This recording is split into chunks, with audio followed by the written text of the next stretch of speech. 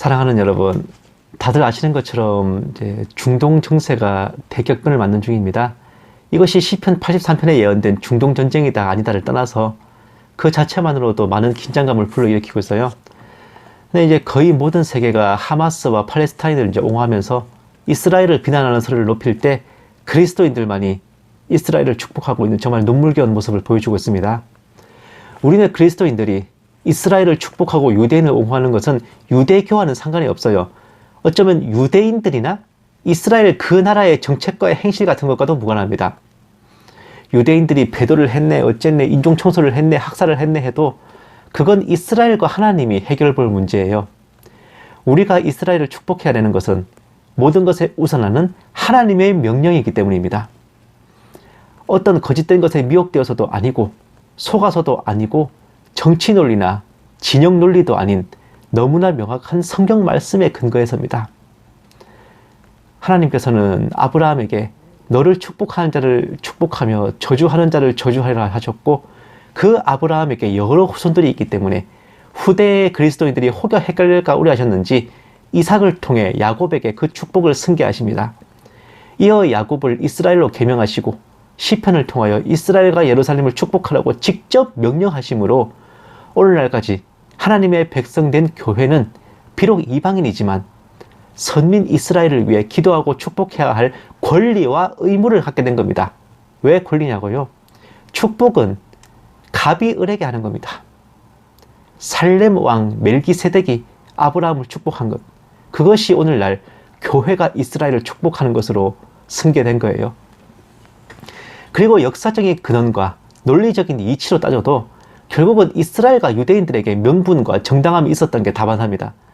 유대인을 적대하고 이스라엘을 멸하려 들었던 세력들은 하나님께서 일부러 이스라엘을 징계하시고자 그들을 사용하신 경우를 제외하고는 하나같이 모두 멸망길로 향해 갔어요. 심지어 하나님이 그렇게 들어쓰셨다 해도 결국은 다 버려졌습니다. 멸망했어요. 이러한 모든 이유들이 합하여 참 성도라면 이스라엘 유대인을 감히 저주하고 비난할 수가 없어요. 어쩌면 그것이 택함받고 예정된 증표라 할 수도 있겠네요. 그럼에도 불구하고 우는 사자처럼 두루 다니며 삼킬 자를 찾느라 혈안이 된 마귀는 어떤 경우에도 공작을 펼 판을 깔아놓고 있으니 과거 구약 시절에는 이스라엘이 하나님의 길에서 배교하도록 올문을 놓았죠. 우상 숭배로 미혹하다가 신약 교회 시대로 접어들어서는 어떤 수작질을 했었던 간에 교회로 하여금 이스라엘을 축복하지 못하도록 개교를 꾸미는 중입니다. 그 수작 중에 하나가 가톨릭으로부터 비롯된 대체신학이에요.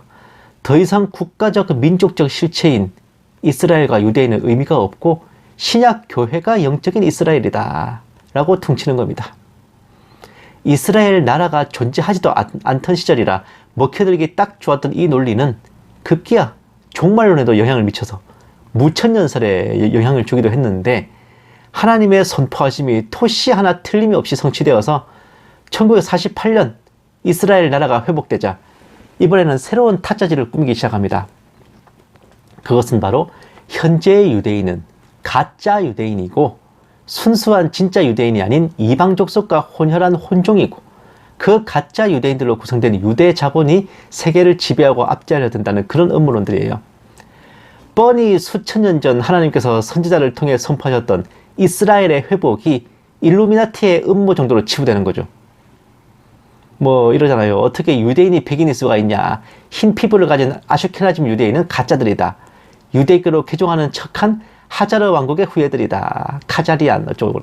진짜 유대인들은 팔레스타인 아랍인들 중에 더 많다. 이런 얘기들을 오다가다 많이 들어보셨을 겁니다.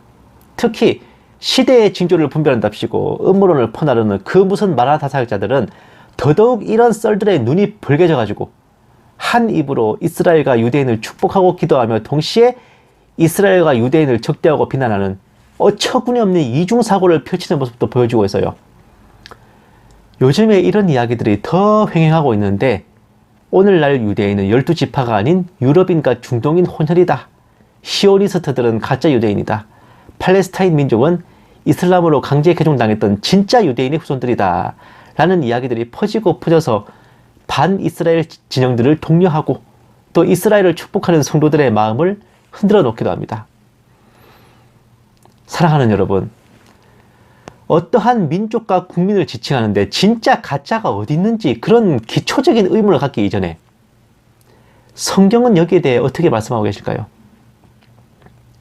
오늘 본문 말씀은 교회가 영적 이스라엘이라는 대체 신학의 근거로 오랫동안 잘못 쓰여진 말씀이기도 하지만 한편으로는 선민 이스라엘, 유대인의 정체성에 대해 언급하신 말씀이기도 해요. 말씀 그대로 유대인이란 표면적인 껍데기 가지고 나누는 게 아니라 마음과 영, 믿음과 더불어 하나님의 인치심과 택하심에 달린 겁니다. 아무리 어느 지파 누구의 후손이고 할례를 받고 어쩐다 해도 믿음이 없고 율법을 범한다면 혈통 따위로는 절대 유대인이라 할 수 없다는 겁니다. 흔한 생각과 달리 히브리 민족 유대인은 결코 티 없이 맑고 순수한 단일 민족이 아니올시다. 네?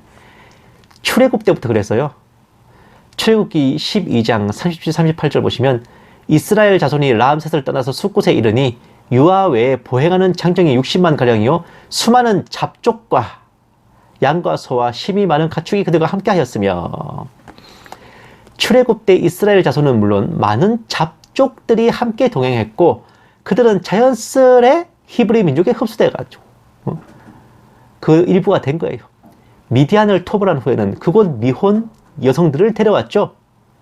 여호수아 때에는 기브온 거민들이 복속되었고 사사 시대에도 가나안 족속들과 통혼을 했죠. 우리 딸들을 주고 그들의 딸들을 데려오는 그런 일이 400년 동안 오죽 많았습니까? 이스라엘의 혈통은 육적으로는 전혀 순수하고 티없는 정체성 아니었습니다. 거기다가 요셉의 부인이 이집트 제사장의 딸이죠. 그럼 뭡니까? 므낫세 지파와 에브라임 지파는 혼혈아인 겁니다. 애초에. 그리고 모세의 부인이 미디안 제사장의 딸, 후처는 구스 여인이죠. 다윗의 증조 할머니는 모압 여인 룻, 고조 할머니는 여리고 기생 라합입니다. 다윗도 혼혈아 자손인 거예요. 게다가 이스라엘의 헤롯 왕가는 아예 개종한 에돔 족속이었죠. 게다가 이런 사례도 있습니다. 에스더 8장 17절 말씀, 왕의 어명이 이르는 각 지방 각 읍에서 유다인들이 즐기고 기뻐하며 잔치를 베풀고 그날을 명절로 삼으니 본토 백성이 유다인을 두려워하여 유다인 되는 자가 많더라. 에스더와 모르드게가 하만의 음모를 물리치고 반격에 성공하자 페르시아 제국 본토인들 중에서 개종하고 유대인이 되는 자들이 많았다는 겁니다. 이들은 혼혈도 아니라 혈통으로 따지면 아예 남남인 페르시아인인데 성경은 그들을 유다인이 되었다라고 적고 있습니다. 사랑하는 여러분, 이와 같이 유대인이냐 아니냐는 혈통이나 DNA 유전자 가지고 따질 게 아니라 영과 믿음의 문제인 겁니다. 애초에 혈통으로 따졌다가는 큰 코 다치는 게 암몬 족속, 모압 족속은 아브라함의 조카 롯의 후손이에요. 이스마엘과 미디안 족속은 아브라함의 첩인 하갈과 후처인 그두라의 소생입니다. 모두 아브라함의 자손이자 친족들이에요. 에돔 족속은 한술 더 떠서 아브라함의 본처 사라의 소생인 이삭의 장남, 그 에서의 후손입니다. 에서의 동생이 야곱이잖아요. 그리고 이스라엘이잖아요. 이거는 혼혈도 아니라 아예 그냥 한 형제인 겁니다. 그러니 어디 혈통 가지고 따질 수 있겠어요? 그리고 암몬 족속, 모압 족속, 에돔 족속, 미디안 족속, 이스마엘 족속들을 유대인이라 하면서 아브라함의 자손이라 쳐줍니까? 성경에서? 이스라엘, 유대인은 오직 그들 조상의 하나님을 함께 믿는가, 할례를 받고 토라를 지키는가, 바로 거기에서 결정되는 거란 말입니다. 아슈케나즘이고 세파라딤이고 카라임이고 간에 모든 유대인들은 진짜 가짜가 없어요. 뭐 아슈케나지, 세파라딤, 카라임 유대인, 카이펑 유대인, 이런 구분은 고토로 돌아오기 전에 그들이 어디에 거주했었는가에 따른 구별일 뿐입니다. 가짜 유대인 하면 가장 많이 나오는 하자르 왕국 유민들 또한 개종에 의한 유대인, 어디까지나 하자르 개 유대인이지 가짜 유대인이 아닙니다. 그렇게 따지면은 미국계 한국인은 가짜 미국인입니까? 가짜 한국인입니까? 제가 항상 물어보는 건데, 예? 어떻게 한민족, 한 국가를, 한 국민을 진짜 가짜라고 나눌 수가 있습니까?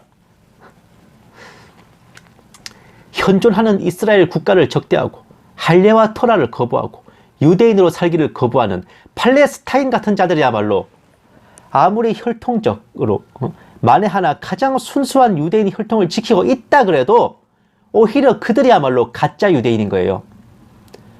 지금 이스라엘 내에서도 팔레스타인이 형제 아니냐며 공조는 논하지만 그런 주장은 현 유대인들이 얼마나 성경에 무지한지 보여주는 안타까운 인증샷에 불과합니다. 이스라엘 땅은 하나님의 직접 사유지예요. 이스라엘은 거기에 얹혀 사는 겁니다.